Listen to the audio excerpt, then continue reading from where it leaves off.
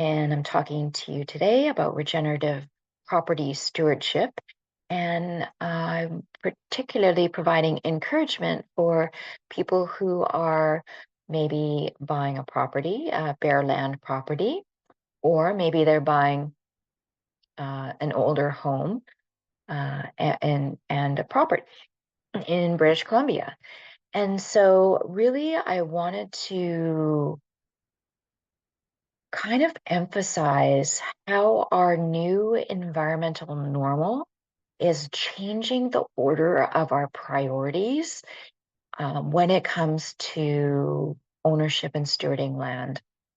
And so traditionally, septic systems are more of an afterthought and aren't emphasized as an important part of a very large purchase, one of the largest purchases in your entire life. And so I wanted to bring up some myths and dispel some myths and bring about some encouragements for people to consider early as opposed to when it's too late, when shift hits the fan. So usually what we tell people is when going into property ownership is that it's really best practices to have a contingency plan for sudden environmental expenses.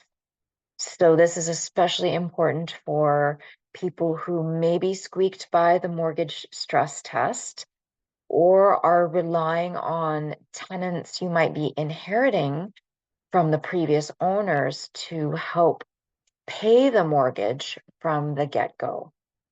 And I want to say that if a septic system doesn't pass inspection around the time of purchase and is unable to support the wastewater design flow that the system was originally designed for, this shouldn't be a make or break financial hurdle at the beginning of property purchase. So often people benefit from having contingency budgets for the essential maintenance of property and the essential stewardship of wastewater and land in the beginning, and then also have the budgets for renovations and aesthetic upgrades, which is just a normal part of property takeover.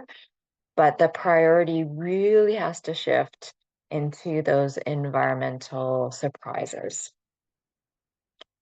And so this is relevant because one of the most common places to build homes is in river valleys or areas previously occupied by glaciers that flatten out nicely sloped plateaus for building. And so there may be pockets of soil type left over by glaciers that don't very well support building or wastewater management. And this shouldn't be a surprise. We should know our soils before building or having expectations on wastewater water management.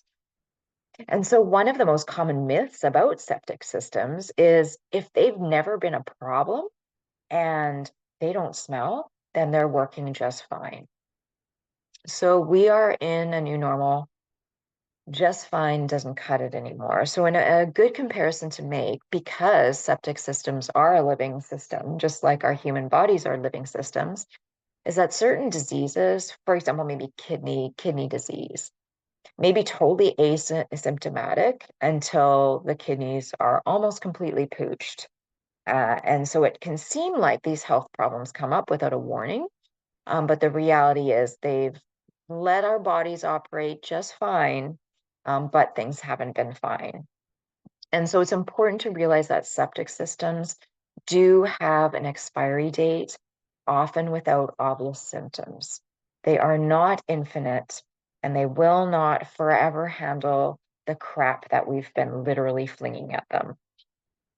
And so we're finding in our coastal region here, without presenting obvious symptoms, often older septic systems do not pass inspection. And in some cases, and this is like more common than we want to realize, is that they actually have to be declared an environmental hazard by the provincial health authorities. They had no smell and they worked just fine. And really, that wasn't the case and ended up being a surprise at the time of property purchase, or worse, when you have offers on the property and you scare away buyers, or your property is devalued in huge chunks.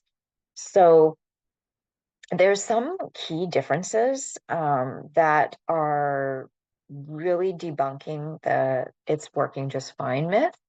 And so we have these critical points in our ecological new normal, but we also have regulations and standards that have evolved significantly, and in some cases very rapidly, or relatively rapidly.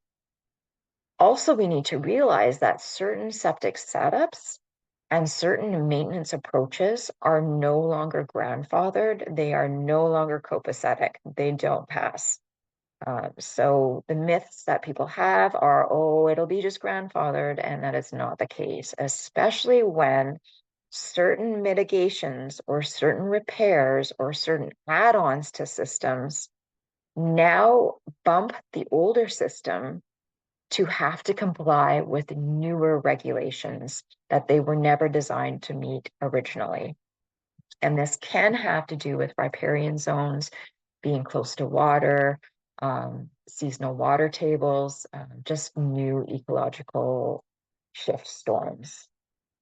And one of the most misleading concepts to grasp that still befuddle like even people in the septic industry or the wastewater industry or the construction industry is that adding components, for example, extra pipes that feed the field, somehow that will make the system able to process more wastewater for more occupancy in the household, for more bedrooms, for more add-ons, additions, renovations. But this is not always the case.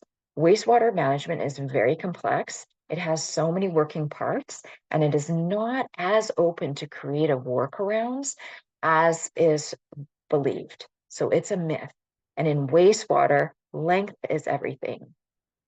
Length is everything. So the length of the field is the treatment capacity. Theoretically, and there's always going to be exceptions here, but if you throw an extra bunch of pipes on there, it may not lengthen the capacity of the treatment field. Not always. So many caveats here, but I'm trying to dispel some common myths. Another new impact is unusual water cycles, unprecedented water tables, seasonal rises, excessive groundwater, excessive stormwater, and drought. All of these things affect our septic fields in unprecedented ways, and sometimes can create permanent, irreversible harm to our system's ability to neutralize wastewater. And we need to directly connect. Let's unbury our heads out of the sand. We need to realize that wastewater is, our septic is directly related to our drinking water and availability of clean, potable drinking water, because our septic field treats our wastewater, and as it trickles down, our wastewater rejoins the water table that becomes the source of our healthy hydration. And there are things we do as humans that permanently destroy the soil. Chemicals, medications, chemotherapy, recreational drugs can and do permanently harm septic fields. So the health of our septic systems comes down to soil structure, soil health, biome, the microorganisms in the soil, and time. That could be time in terms of degradation of soil. That could be time in buildup of biomats that impair the filtration of our fields. And that can also be time in that the time that the soil allows the water, the wastewater, to sit inside the soil for the biome to eat away at and to convert. So when we purchase a home, we inherit a legacy, and we become stewards of soil and water, and septic systems are not infinite. They will not forever take our crap. If an aging septic system needs to retire because of the passage of time, or because its structure is damaged, or the biome was not predestined to last as long as the septic field, in a different location and a different soil, and it could be next door, or because our society learned how to improve environmental standards, this is all of our responsibility as stewards. This is all of our responsibility as people harming the environment.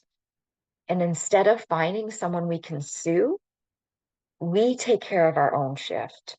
We learn how to take better care of our septic fields and systems, plus install new, certified, filed systems that meet current environmental standards at the current occupancies that we are putting on our land. If we are purchasing bare land, this unavoidable reality, we have to adjust the shape and size of the home that we intend to build in order to accommodate a working septic system on the soil and land that's available to treat it. So these are some of the myths. And, I'm still hearing on a day-to-day basis, it doesn't smell, it's working fine. It worked fine for my uncle for 50 years, but it's simply not our new reality. So I'm hoping to inspire you to take excellent care of your septic fields, to do the maintenance that we need to do, and to take our heads out of the sand and look at what's around us and realize that we are stewards 100% responsible for our land and our water.